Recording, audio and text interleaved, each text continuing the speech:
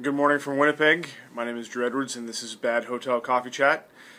This coffee isn't bad, actually, but it also has the powdered sweetener, so it is kind of bad.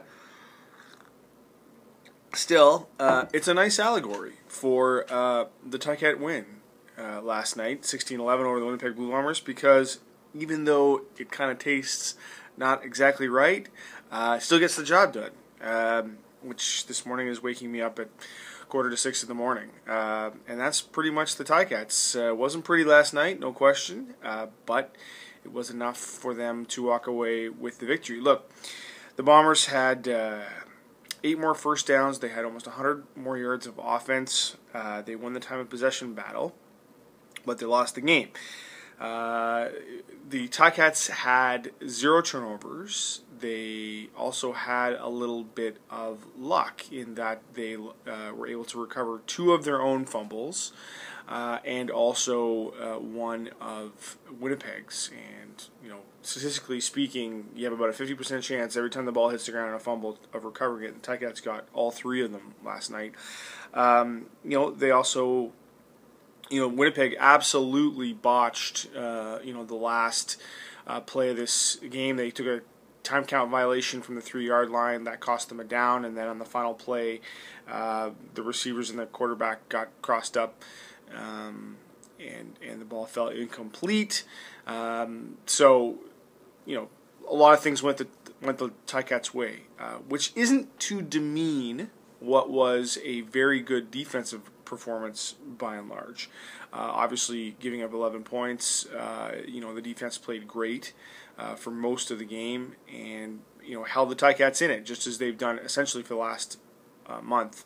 And even though it looked as though the script was going to be the same, with the Bombers driving down the field with 2 minutes to go to score a last-second touchdown to win the game, it wasn't the same. And one of the themes last week at Ticat practice, as it turns out, was domination defense, that they had to be a dominating entity to win this game. And they were, by and large, they were.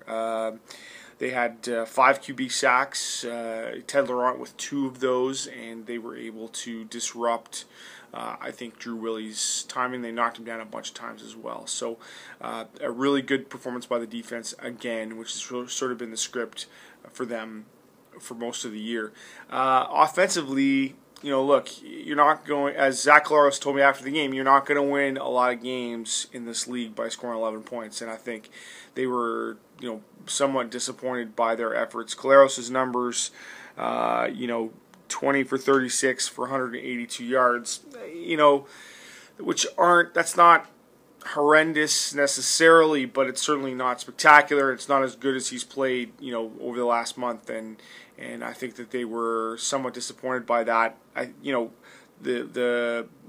The Bombers did a good job defensively, mixing up their fronts and trying to give Collaros some different looks, but there was also some lack of execution, and this was something they acknowledged after the game. So I think that the Ticats, I wouldn't say that they were lucky to win this game. They weren't. I think that they played well, and they didn't make mistakes, and didn't turn the ball over. So, it was not a lucky win by any stretch of the imagination. They earned this win. It was a hard-earned win, in fact. So I wouldn't say that, but I would also say the offense needs to play better down the stretch, for sure. Up next, the BC Lions next Saturday in Hamilton, where Hamilton remains 3-0, perfect this season. It looks like Andrew Harris may not play in that game, to be honest with you. He got hurt last night, and Mike Benavides was using words like boot and MRI and crutches after the game. So I'm not sure we'll see Harris against the Ticats next week, obviously, which is good news for them. But look, this team's on a roll. No question about it.